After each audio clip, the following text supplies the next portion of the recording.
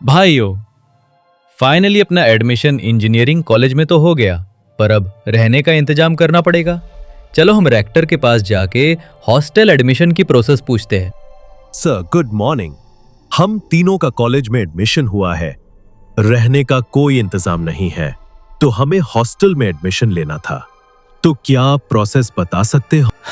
देखो, अब तो पूरा हॉस्टल भर चुका है और वैसे भी हॉस्टल की फीस 50,000 पर स्टूडेंट है, तो अब हॉस्टल मिलना नामुमकिन है।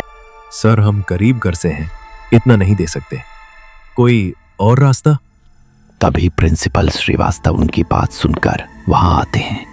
हॉस्टल चाहिए, एक है कॉलेज के पीछे जंगल के पास, लेकिन वो जगह बंद है और कारण बताने लायक नहीं।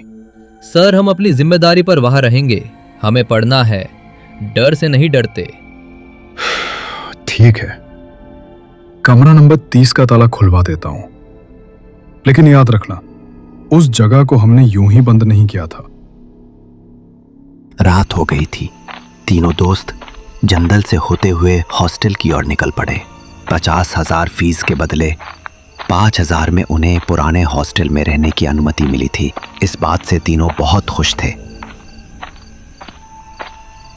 हाँ भाई, ये बात तो तू सही कर रहा है, पर जरा आजू बाजू नजर घुमा, देख कितना सन्नाटा है यहाँ पे और रास्ता कितना भयानक। मुझे तो बहुत डर लग रहा है। क्या हम लोग सही कर रहे हैं ना उस हॉस्टल में जाके? दीपक ना बहुत डरपोक। अरे डर की माँ की आंख। हम लोग 3 हैं, बचपन से साथ हैं। अगर कुछ भी संकट आएगा ना तो हम तीनों मिलकर उसको भगा देंगे। तू टेंशन मत ले दीपक। तीनों लड़के जब पहली बार उस वीरान हॉस्टल के सामने पहुंचे, एक पल के लिए उनके पैर जैसे जम गए। उनकी आंखों के सामने खड़ा था एक टूटा हुआ, झुका हुआ सा भवन, जैसे वक्त ने इसे चूसा हो, निगला हो और अब ये अपने भीतर कुछ छुपाए बैठा हो। ताले में जंग लगी थी, खिड़कियों में कांच नहीं थे, सिर्फ फटे हुए पर्दे जो हवा में ऐसे लहरा रहे थे जैसे कोई चीखने वाला हो। दीवारों पर काई नहीं, जैसे अंधेरा खुद उगाया हो। यार इमरान, ये जगह जिंदा लगती है। मुझे बहुत डर लग रहा है। या तो ये हमें देख रही है या इंतजार कर रही है। वो तीनों बातें कर रहे थे, तभी एक बूढ़ा आदमी उनके पास आता है। कमरा नंबर 30, दूसरी मंजिल, सीढ़ियां बाएं। 50 दीवारों पे खून के धब्बे हैं, वहां मत जाना। पर चाचा जी, आप इतनी रात को यहाँ क्या कर रहे हो? और ये क्या बता रहे थे आप? कमरा नंबर 30, ये सब क्या है? कमरा नंबर 30, दूसरी मंजिल, सीढ़ियां बाएं। 50 दीवारों पे खून के धब्बे हैं, वहां मत जाना। अरे चाचा जी सुनो तो, अरे हमारी बात तो सुनो। अरे इमरान भाई, तुमने सुना वो चाचा जी रूम नंबर 30 के बारे में कुछ कह रहे थे, और वही रूम नंबर 30 हमें दी है रहने के लिए। यार मेरी तो फटके हाथ में आ रही है। अभी यहाँ से चलो, यहाँ रुकने का कोई मतलब नहीं है। यहाँ जरूर कुछ ना कुछ गड़बड़ है। अरे दीपक मेरे भाई, तू कहाँ इस बूढ़े आदमी के बातों में आ रहा है? पागल होगा इसलिए कुछ भी कह गया। मैंने तुम्हें कहा ना, तू डर मत, हम दोनों हैं तेरे साथ। और ये आज की बात नहीं है दीपक, हमें पूरा साल यहाँ पे गुजरना है, तो डर के नहीं चलेगा, हिम्मत रख। अब चलो अंदर चलते हैं, रात भी बहुत हो गई है और मुझे नींद आ रही है। जैसे ही वे अंदर कदम रखते हैं, हॉस्टल उन्हें निगलने को तैयार लगता है। एक बोझ सा वातावरण, हवा स्थिर, सन्नाटा गहरा, और हर कदम के साथ जमीन जैसे कुछ कहती हो। दरवाज़ा पीछे से अपने आप बंद हो जाता है। एक लंबी सी गूंज पूरे कॉरिडोर में फैल जाती है। राहुल, दीपक और इमरान ठिठक जाते हैं। वे बाएं मुड़ते हैं और सीढ़ियों की तरफ बढ़ते हैं। सीढ़ियां सकरी, लकड़ी की, चरमराती हुई। हर कदम पर ऐसा लगता है जैसे कोई नीचे से ताक रहा हो।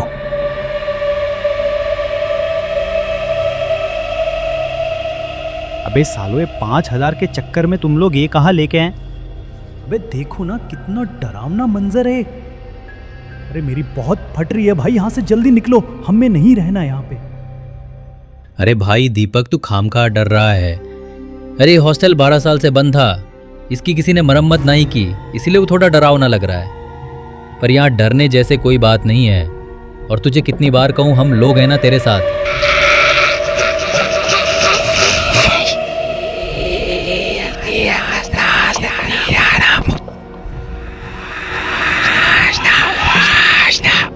साये को देखकर वो तीनों कमरा नंबर 30 में आ जाते हैं। इमरान, राहुल, वो साया, वो किसका साया था?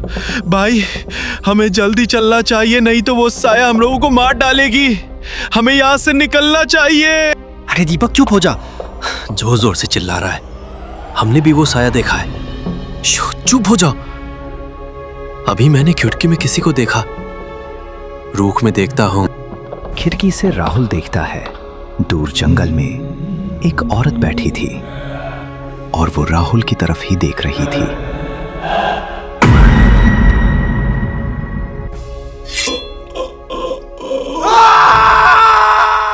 राहुल का सिर उसके शरीर से अलग हो गया था।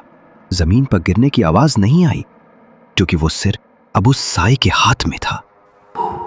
साया उस सिर को ऐसे देख रहा था जैसे कोई खिलौना हो। फिर उसने मुड़कर अंधेरे में कदम रखा और गायब हो गया। राहुल उठ मेरे भाई। ए इमरान, मैंने तुम्हें बोला था यार रुकना, खतरे से खाली नहीं है, पर तुम दोनों ने मेरी एक बात नहीं मानी। अब देखो राहुल कैसे पड़ा है, क्या जवाब देंगे हम उसके घर वालों को। राहुल मेरे भाई उठ। कमरा अब किसी कब्र से कम नहीं था। राहुल का खून जमीन पर अब भी बह रहा था और हवा में अब घुटन थी, जैसे वह ऑक्सीजन नहीं मौत भरी हुई हो। दीपक और इमरान दीवार से टिके कांपते खड़े थे। आंखों में आंसू नहीं, सिर्फ जमी हुई दहशत थी। इमरान, हम मर जाएंगे।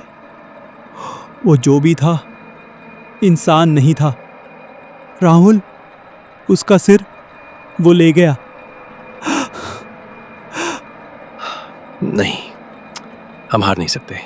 हमें यहां से निकलना होगा अभी, इसी वक्त। वे दोनों कमरा नंबर 30 से बाहर भागते हैं। सीढ़ियां अब और चलमला रही थीं, जैसे हर कदम पर कोई चुपचाप देख रहा हो। वो भागते हुए तहखाने के पास आ जाते हैं। अंदर दीवारों पर नोट्स चिपके हुए, वैज्ञानिक यंत्र बिखरे हुए और एक कोना जहां पुराने अखबार और रिकॉर्डिंग टेप पड़े थे। इमरान, ये सब क्या है? ये हॉस्टल का हिस्सा तो नहीं लगता। शायद यही है उस एक्सपेरिमेंट का सच, जिसके बारे में प्रिंसिपल ने कुछ नहीं बताया था।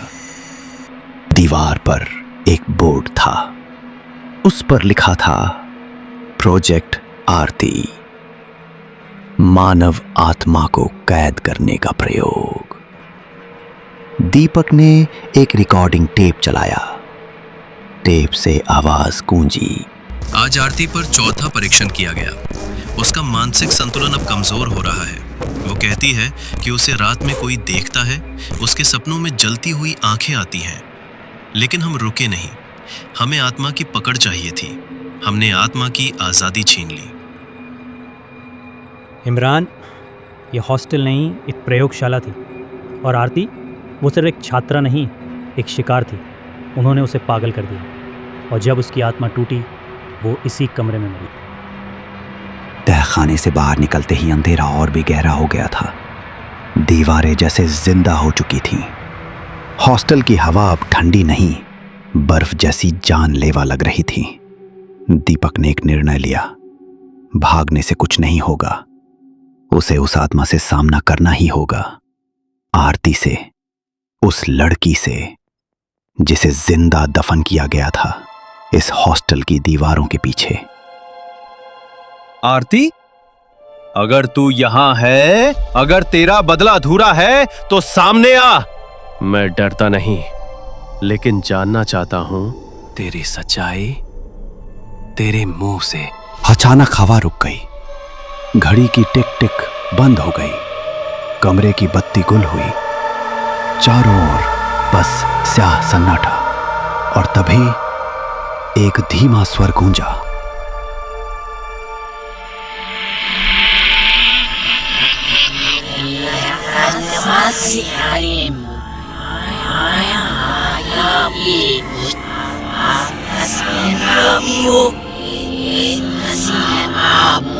आरती, मैं तेरे दर्द को समझता हूँ।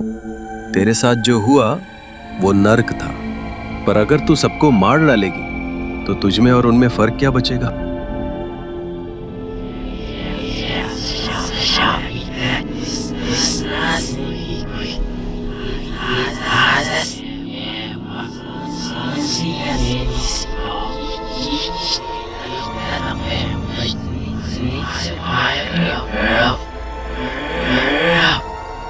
अगर तुझे मुक्ति चाहिए तो बदला नहीं, सच को सामने लाना होगा।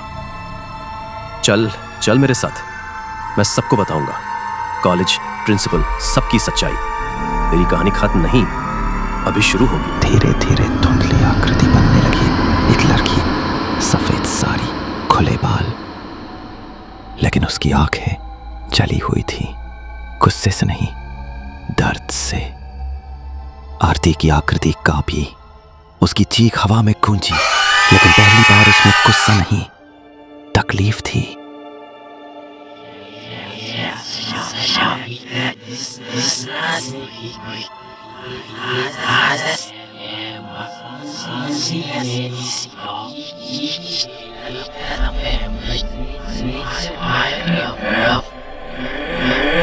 सुबह की पहली किरणें कॉलेज की चमचमाती इमारतों पर पड़ी, लेकिन दीपक की आंखों में नींद नहीं, आग थी। आरती के लिए न्याय की आग। उसके हाथ में थे सबूत, रजिस्टर, रिकॉर्डिंग्स और आरती की आखिरी डायरी। कॉलेज के ऑफिस में प्रिंसिपल श्रीवास्तव एक चाय की चुस्की ले रहे थे जब दरवाजा आराम से खुला। दीपक भीतर आया, आंखों में जुनून और हाथ कांपते हुए। बहुत हो गया सर, अब ये सच्चाई सबके सामने आएगी।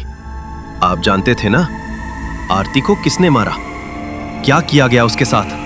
इमरान, शांत हो जाओ। तुम्हें नहीं पता तुम किस बारे में बात कर रहे हो। वो सब अफवाहें थी, पुराने केस भुला दो। नहीं सर, ये अफवाह नहीं, ये लो सुनिए। आरती पर चौथा परीक्षण हुआ। वो बोल रहे हैं दीवारें बातें करती हैं। हमने आत्मा को बांध लिया है, लेकिन शायद अब वो हमें बांध रही है। सर, या तो आप खुद सच सबके सामने कबूल करें या मैं ये मीडिया को दूंगा।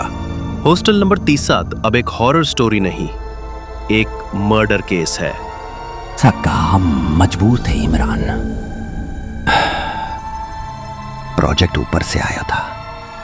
सरीन को लगा था वो आत्मा को विज्ञान से बांध सकता है। आरती को उसने चुन लिया क्योंकि वो अकेली थी। हम सब ने चुप्पी साध ली और फिर वो मरी नहीं, बस बदल गई। इमरान ने सबूतों की फाइल प्रशासन और पुलिस को सौंप दी। कॉलेज में हड़कंप मच गया। मीडिया ने हॉस्टल नंबर 30 की कहानी को वायरल कर दिया। प्रिंसिपल को निलंबित कर दिया गया और पुराना हॉस्टल पूरी तरह सील कर दिया गया। लेकिन उस रात हॉस्टल के बाहर खड़ी एक काली परछाई ने धीमे स्वर में कहा,